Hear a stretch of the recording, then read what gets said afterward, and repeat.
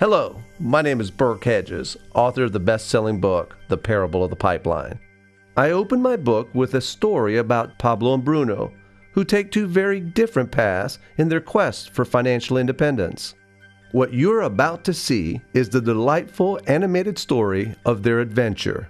So, sit back, relax, and enjoy the life-changing lessons in The Parable of the Pipeline.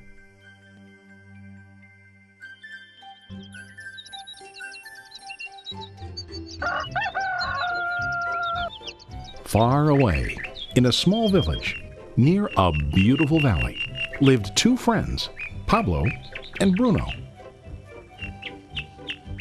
They were both young and dreamed of a better life for themselves. They'd often discuss their dreams about how they would become the most successful men in the village.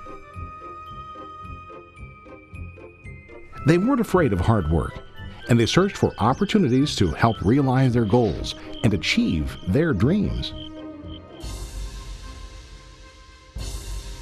One day, an opportunity presented itself.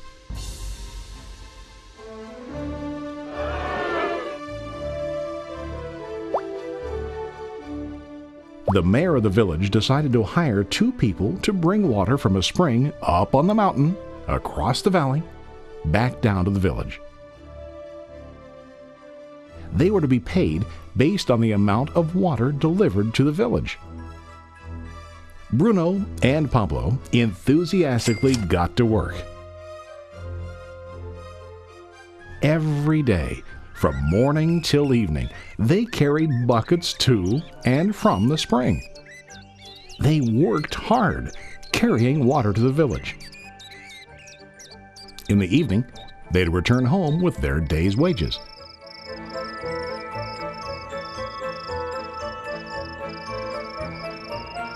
Bruno was satisfied with his work and the money he earned.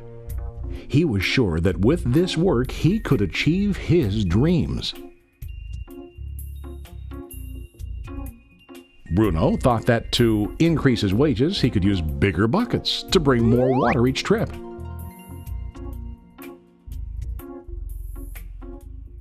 He believed with a larger income he would soon be able to buy a cow and the house that he dreamed about.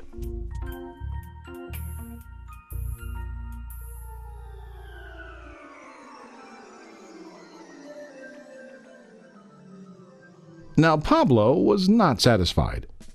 At the end of the day, his back and hands ached and he was exhausted.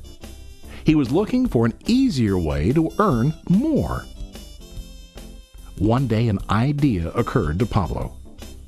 He imagined building a pipeline to deliver the water from the mountain spring to the village. With this pipeline, he could get more water to the village without carrying buckets back and forth from the spring to the village. Soon, he got very excited about his idea and began to plan. Pablo, of course, shared his idea with his friend Bruno and asked him to join with him to work on and help build the pipeline. Bruno thought the idea was crazy. All Bruno could think about was what his money could buy today and how to get it quicker. He felt that building a pipeline would slow him down and delay him in achieving his goals. Instead, Bruno got bigger buckets and went more often back and forth fetching water. He was sure that with this method, he could make more money. Pablo decided to build the pipeline on his own. He understood that it would not be easy to build, and it would take time to complete the pipeline. Pablo knew that it could take several years to finish, but he set his mind on his goal. Every day he worked and carried water like before. But on weekends and during his spare time, he worked hard to dig in the rocky soil and build his pipeline. In the first month, there was little to show for his work.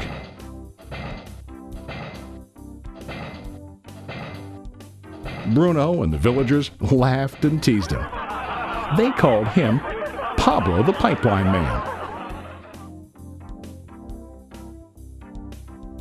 During this time, Bruno's income doubled. He already bought a cow and a bigger house. His lifestyle changed. He now spent time after work in the bar, enjoying his hard-earned wages from delivering water.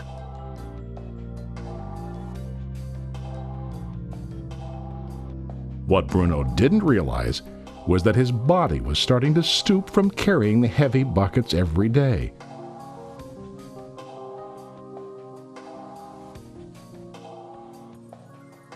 His face looked worn and his body tired.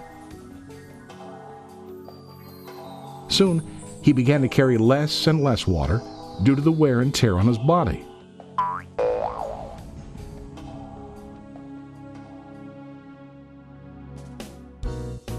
Month after month, Pablo worked. Soon a year passed, and then a second year. Finally, Pablo finished his pipeline.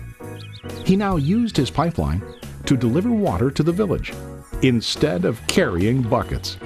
Pablo was now earning more money than ever before. The water continued flowing to the village, while Pablo wasn't working. While he slept and ate, the water flowed. Pablo was happy and proud of his insight, persistence, and hard work. Now his income flowed as long as the water flowed through his pipeline.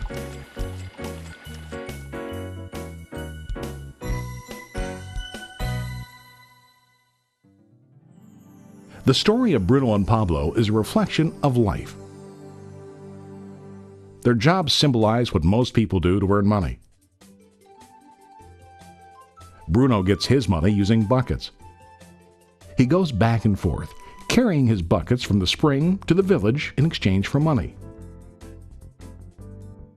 To increase his income, he either has to go more frequently to the spring or to use larger buckets. It's common in real life to increase our income by working harder. For example, working overtime or getting a second job. We also increase the size of our buckets by accepting a higher paying position, which often includes spending more time on the job.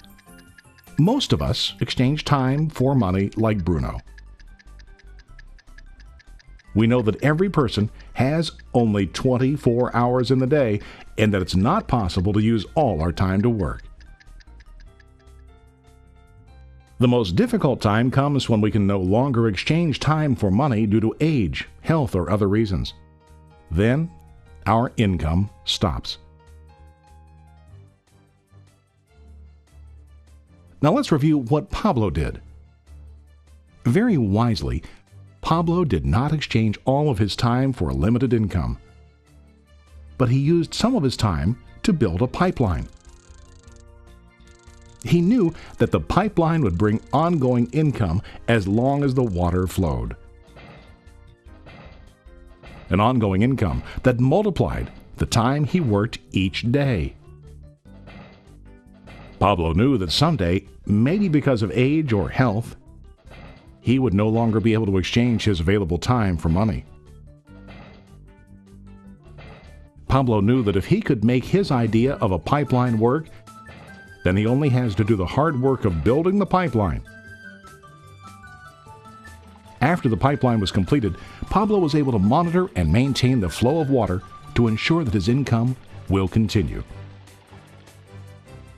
Pablo has shown us that to earn an income, we don't always have to directly exchange time for money. There really are better ways. How about you? Are you still like Bruno, who directly exchanges time for money? Or do you want to be like Pablo, building and maintaining a pipeline for ongoing income? If you are interested in the idea of building your own pipeline, contact the person who lent you this presentation. You can start building your pipeline today.